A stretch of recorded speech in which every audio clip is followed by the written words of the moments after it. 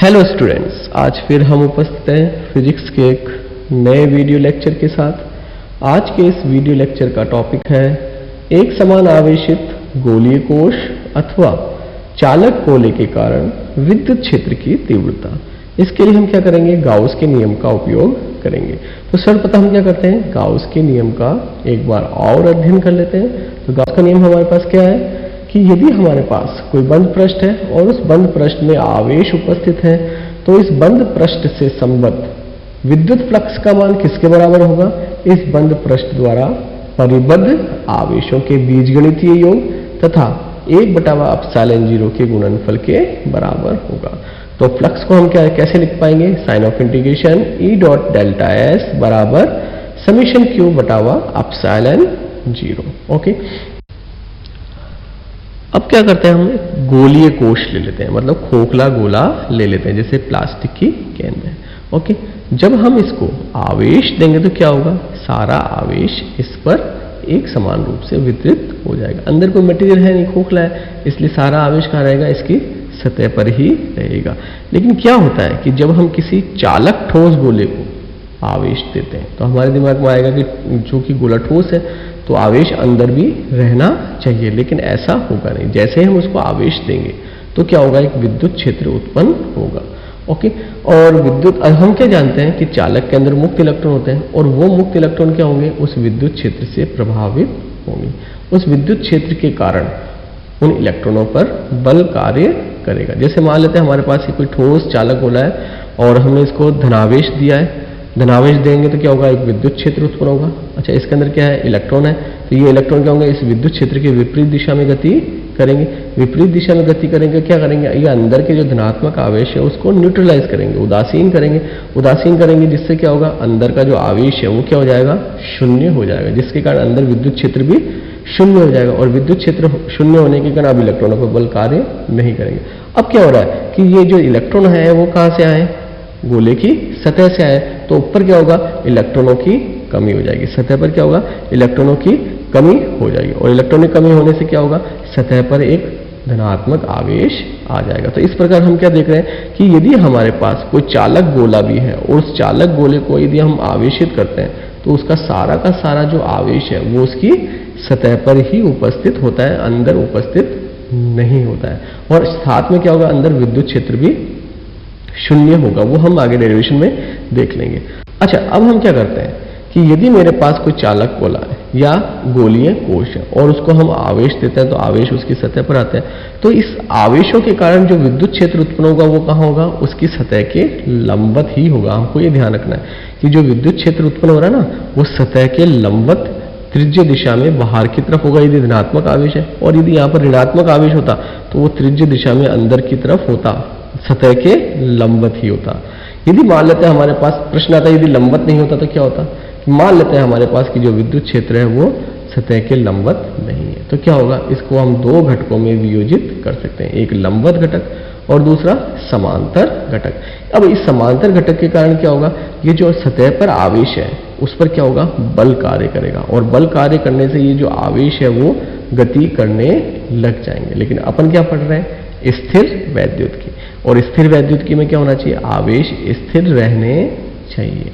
और आवेश स्थिर कब होगा, जब ये जो समांतर घटक है वो शून्य हो, और समांतर घटक शून्य है, इसका मतलब विद्युत क्षेत्र क्या है, सतह के लंबवत ही है। तो हमको ये ध्यान रखना है कि स्थिर वैद्युत की के अंदर कोई भी सतह हमने लिया, आवेशित सतह ली है, तो विद्युत क्षेत्र उस सतह के लंबवत होगा। ओके, अब हम आते हैं हमारे पूरे डेरिवेशन पर। अच्छा, मान लेते हैं हमारे पास सबसे पहले हम क्या करते हैं कि जो विद्युत क्षेत्र है वो गोले के या गोलीय कोश के बाहर ज्ञात करेंगे। ओके, मान लेते हैं हमारे पास ये मेरे पास कोई एक खोखला गोला है या फिर ठोस चालक गोला है और मैं इसको आवेश देता हूं। ओके, मान लेते हैं यहाँ हमारे मेरे पास का केंद्र है O और इसकी त्रिज्या कितनी है, कैपिटल R है। कितनी है, कैपिटल R है। अब मैं क्या करता हूं, इसको आवेश देता हूं।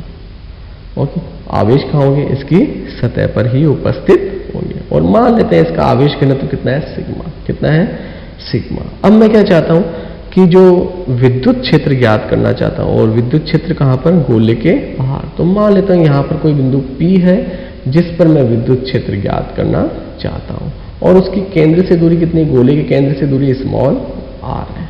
क्या है, स्मॉल आर। तो अब मुझे गाउस का नियम लगाना है, तो गाउस का नियम लगाने के लिए मुझे क्या करना पड़ेगा, एक गाउसियन पृष्ठ की कल्पना करनी पड़ेगी।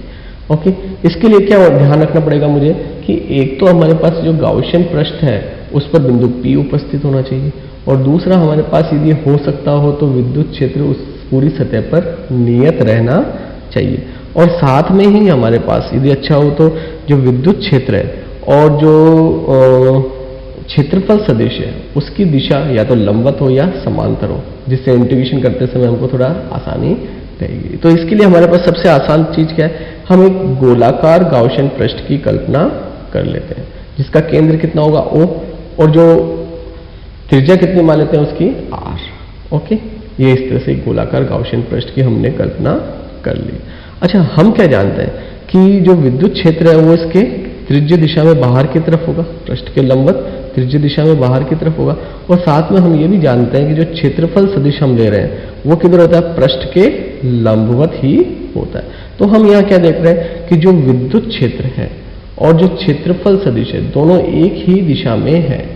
कोई सा भी आप बिंदु ले लोगे तो ऐसी ही स्थिति आएगी। ओके, तो दोनों के बीच का कोण कितना हो जाएगा, शून्य हो जाएगा। हमको ये ध्यान रखना है, शून्य हो जाएगा। साथ में हम क्या देख रहे हैं कि जो सतह से इस गाउसियन पृष्ठ की दूरी है, गाउसियन पृष्ठ के प्रत्येक बिंदु की जो दूरी है वो समान है, तो प्रत्येक बिंदु पर विद्युत क्षेत्र का मान क्या हो जाएगा, हमारे पास नियत हो जाएगा।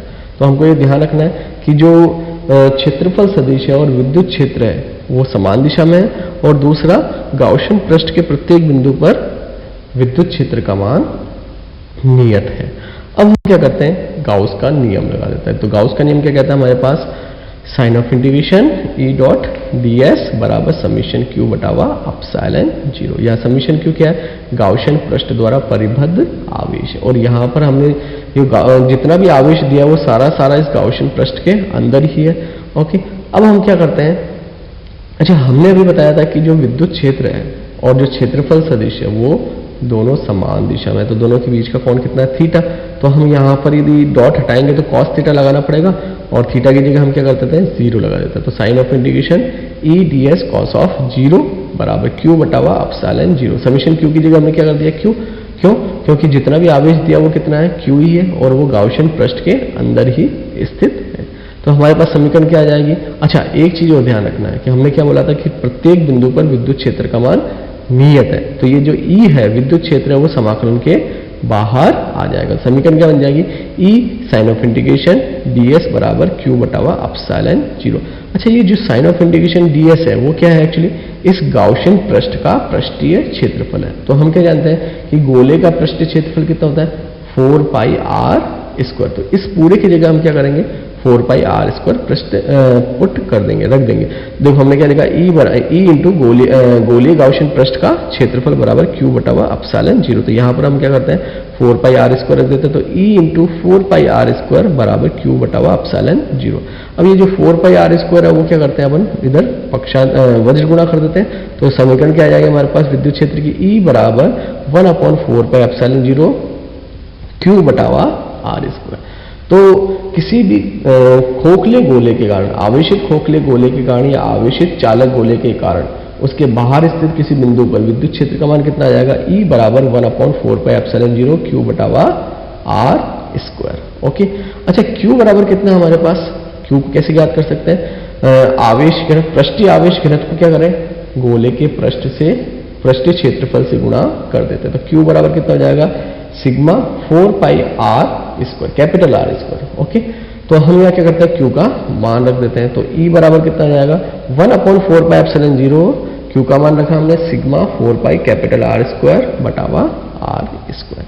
तो हम क्या देख रहे हैं यहाँ पर, 4 पाई से 4 पाई कट जाएगा, और 4 पाई से 4 पाई कट जाएगा, तो हमारे पास समीकरण क्या शेष रहेगी, समीकरण शेष रहेगी E आउट इसलिए लिखा है कि वो गोले के बाहर है, E आउट बराबर सिग्मा बटावा एप्सिलॉन 0 कैपिटल R स्क्वायर बटावा स्मॉल r स्क्वायर। ओके, अच्छा अब हम क्या करते हैं कि गोले की सतह पर निकालते हैं। यदि मेरे पास जो बिंदु है वो गोले के बाहर नहीं हो के गोले की सतह पर उपस्थित हो। उस वाली स्थिति में क्या होगा, स्मॉल आर किसके बराबर होगा, कैपिटल आर के बराबर होगा। तो अब हम क्या करें, जो हमने पुरानी समीकरण निकाली थी क्या थी, E बराबर 1/4πε0 Q बटावा आर स्क्वायर। तो इसमें स्मॉल आर की जगह क्या करते हैं, कैपिटल आर रख देते हैं। तो समीकरण क्या बन जाएगी, ES सतह पर विद्युत क्षेत्र का मान कितना जाएगा, ES बराबर 1/4πε0 Q बटावा कैपिटल आर स्क्वायर। ओके, अच्छा एक समीकरण और निकाली अपन ने ये वाली, तो इसमें यदि अपन स्मॉल आर का मान रखें तो क्या हो जाएगा समीकरण, ES बराबर सिग्मा बटावा एप्सिलॉन 0। क्यों, क्योंकि यहां पर अपन स्मॉल आर की जगह क्या रखें, कैपिटल आर स्क्वायर रखेंगे। तो कैपिटल आर स्क्वायर से कैपिटल आर स्क्वायर कट जाएगा, तो क्या बचेगा, केवल सिग्मा बटावा एप्सिलॉन 0 ही बचेगा। अब हमारे पास क्या है, यदि बिंदु गोले के अंदर स्थित हो, गोले के भीतर स्थित हो, गोले के भीतर विद्युत क्षेत्र का मान कितना होगा। तो यदि हम मान लेते हैं हमारे पास कि जो बिंदु P है वो गोले के अंदर स्थित है। ओके, कहाँ पर स्थित है, अंदर स्थित है। तो अगेन हमको क्या करना है, गाउस का नियम लगाना है। तो गाउस का नियम लगाने के लिए हम क्या करेंगे, गाउसियन पृष्ठ की कल्पना करेंगे। तो यहाँ पर भी वही क्या करते हैं, स्मॉल आर त्रिज्या के गाउसियन गोलाकार गाउसियन पृष्ठ की कल्पना कर लेते हैं जहां पर बिंदु P स्थित है। अच्छा, अब हम क्या देख रहे हैं यहाँ पर कि ये जो गोलाकार गाउसियन पृष्ठ है जिसकी त्रिज्या r है, उसके अंदर कोई आवेश है क्या, आवेश तो सारा सतह पर है। तो अंदर आवेश कितना है, 0 है। तो इस गोलाकार गाउसियन पृष्ठ द्वारा कोई आवेश परिबद्ध नहीं किया जा रहा है, अंदर कोई भी आवेश उपस्थित नहीं है। तो अपन गाउस का नियम वापस लगा देते हैं। तो गाउस का नियम क्या है हमारे पास, sign of indication E dot ds summation Q बटावा एप्सिलॉन 0। ओके, लेकिन समीशन Q का मान कितना है, 0। 0 रखेंगे तो क्या होगा, अगेन हमारे पास क्या होगा, इस समीकरण को हल करेंगे तो विद्युत क्षेत्र का मान कितना आ जाएगा, 0 हो जाएगा। कुल मिलाकर क्या है कि यदि मेरे पास कोई खोखला गोला है, आवेशित खोखला गोला है या फिर आवेशित चालक गोला है, तो उसके अंदर विद्युत क्षेत्र का मान कितना हो जाएगा, 0 हो जाएगा। हमको ध्यान रखना, विद्युत क्षेत्र का मान कितना हो जाएगा, 0 हो जाएगा। ओके, अब हम क्या करते हैं, इसका ग्राफ प्लॉट कर लेते हैं। अब हम क्या देख रहे हैं, भिन्न भिन्न बिंदुओं पर विद्युत क्षेत्र का मान भिन्न भिन्न है। तो यदि हम विद्युत क्षेत्र और दूरी के बीच में ग्राफ प्लॉट करें तो ग्राफ कैसा आएगा। तो हम क्या कर लें, पहले एक टेबल बना लेते हैं। यहाँ पर मैंने r दूरी ली है, r is greater than capital R लिया है, r बराबर R लिया और r is less than R लिया है। तो r is greater than R पर विद्युत क्षेत्र किसके समानुपाती है, 1/r² के समानुपाती। हमने क्या देखा, विद्युत क्षेत्र कितना था, E बराबर 1/4πε0 Q बटावा r²। तो जो बाहर वाले बिंदु है वहां पर विद्युत क्षेत्र का मान r² के व्युत्क्रमानुपाती है। अच्छा, गोले की सतह पर हमने क्या निकाला था, 1/4πε0 Q बटावा कैपिटल r²। ये मान क्या है, मैक्सिमम है। ओके, और गोले के अंदर विद्युत क्षेत्र कितना है, 0 है। तो ये सारे मान अपन रखकर और एक ग्राफ प्लॉट करते हैं। तो यहाँ पर मेरे पास क्या है, 2 अक्ष लिए मैंने लंबवत, और ये वाली मेरे पास विद्युत क्षेत्र वाली अक्ष है और ये दूरी वाली अक्ष है। और मैं यहाँ पर एक गोला मान लेता हूँ जिसकी त्रिज्या कितनी है, कैपिटल R है। कितनी है, कैपिटल R है। ये मेरे पास क्या है, स्मॉल, ये वाला जो एरिया है वो किसको बता रहा है, गोले के अंदर वाले एरिया को बता रहा है जहाँ पर small r is less than capital R है। ओके, और यहाँ पर विद्युत क्षेत्र का मान कितना है, 0 है। विद्युत क्षेत्र का मान कितना है, 0 है। तो यहाँ से लेकर जो मूल बिंदु O है वहां से लेकर r बराबर R तक हमारे पास विद्युत क्षेत्र का मान 0 ही रहेगा। तो हम यहाँ पर ग्राफ को इस डॉटेड लाइन से प्रदर्शित कर रहे हैं। और जैसे ही मैं सतह पर जाता हूँ, तो विद्युत क्षेत्र का मान क्या हो जाएगा, अधिकतम हो जाएगा। कितना हो जाएगा, अधिकतम हो जाएगा। और उसका मान कितना है, 1/4πε0 Q बटावा कैपिटल R²। और यदि मैं बात करूं गोले के बाहर स्थित बिंदु की, तो गोले के बाहर विद्युत क्षेत्र का मान दूरी के वर्ग के व्युत्क्रमानुपाती है। तो जैसे जैसे दूरी बढ़ेगी वैसे वैसे विद्युत क्षेत्र का मान तेजी से घटता जाएगा। ओके, और अनंत पर जाकर कहीं पर वो 0 होगा। क्लियर हमारे पास। तो हमने क्या पढ़ा आज, गाउस के नियम के द्वारा खोखले गोले अथवा चालक गोले के कारण विद्युत क्षेत्र की तीव्रता निकाली है। कब, जब वो एक समान रूप से आवेशित हो। ओके, ठीक है, थैंक यू। ओके।